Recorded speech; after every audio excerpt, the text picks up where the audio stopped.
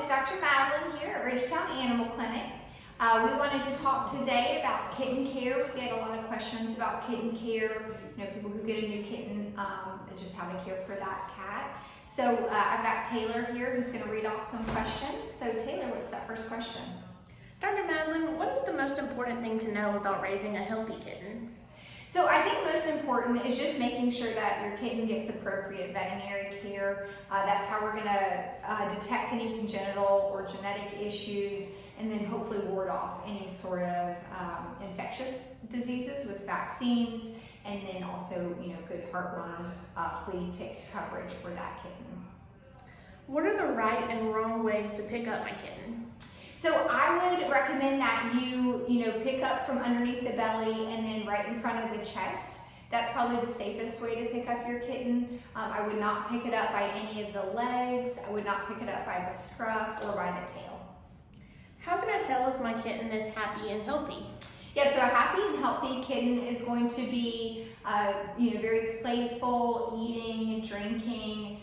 Usually they're like to snuggle. They will sleep a lot, but we also want to see that they're sleeping and energetic and playful, eating and drinking. That's usually a sign of a healthy and happy kitten. How should I feed my kitten? So for kittens, I would recommend keeping dry food down at all times. That gives them the option to graze throughout the day. I'm not too worried about a kitten being overweight. We can worry about restricting food in the future or measuring out food in the future when your kitten gets a little bit older. So free choice for dry food, and then also, especially if your kitten's really young, like maybe 6 to 12 weeks as their premolars and molars are coming in, offering some canned food to 2 to 3 times a day to allow them to eat that if they're interested. And probably anywhere from 1/4 of a can to maybe up to 1/2 a can, just depending on, again, how big and how old they are. What are some products I might need for my kitten? I would recommend starting the grooming process early. Yes, cats can groom themselves, but we do sometimes need to help them. And then also it gets them a little bit more comfortable with you handling them. So a brush would be great to help brush out their coat. And then I would get some little kitten nail trimmers too, and go ahead and start getting them used to you trimming the nails. That also makes my job easier. When you bring them in for their vet visits, they're comfortable with being handled. How soon should I bring my new kitten in to see a veterinarian? So as early as 5 to 6 weeks, we can go ahead and start their vaccinations. Of course, if you get the kitten before then, just bring it in as soon as you get that kitten so that we can evaluate it, maybe do an intestinal parasite screen, maybe some other infectious disease screens. So the earlier the better, because if there is something going on that we need to treat, starting that treatment early will be imperative. How can I get the most out of my first vet visit with my new kitten? Yeah, so be prepared, I guess, is the best answer for that. If you have questions, make sure you write them down if you are worried about forgetting them. That way we can make sure we cover everything that we need to talk about or that you have concerns about, especially if you're a new kitten owner. Bring your kitten in hungry. We will usually try and entice with some treats. Just to, one, make them more comfortable, and then also act as a distraction if we need to do any sort of shots. What will a veterinarian look for during an initial kitten care visit?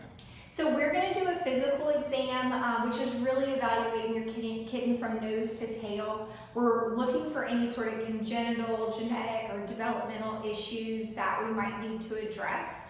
As well as looking for any sort of infectious organisms. So that could be from external parasites like fleas or ticks, as well as internal parasites, intestinal parasites, worms.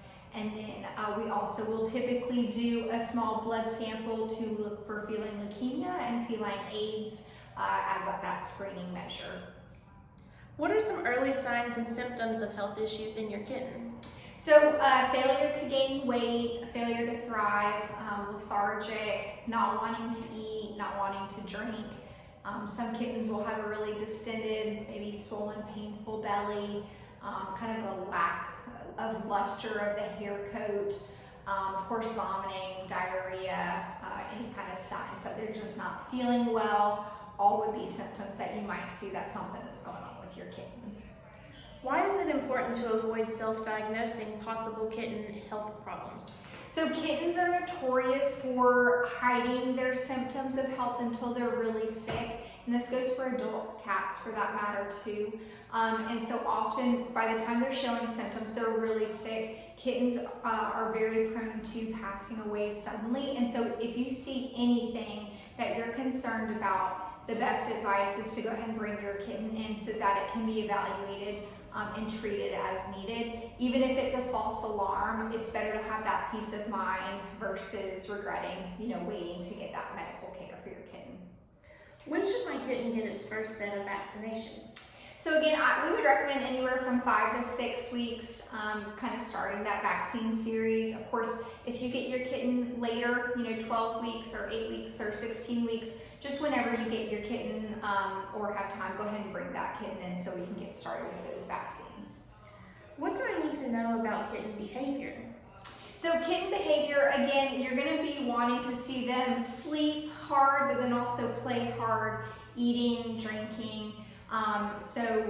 Socialization too, both with you plus any other people in the house, any other animals in the house. So you want to kind of just make sure that they're doing all of those things, that they're using the litter box to kind of make sure that your kitten behavior is appropriate. There's no signs of medical issues, also no signs of socialization issues or stress issues that we need to address.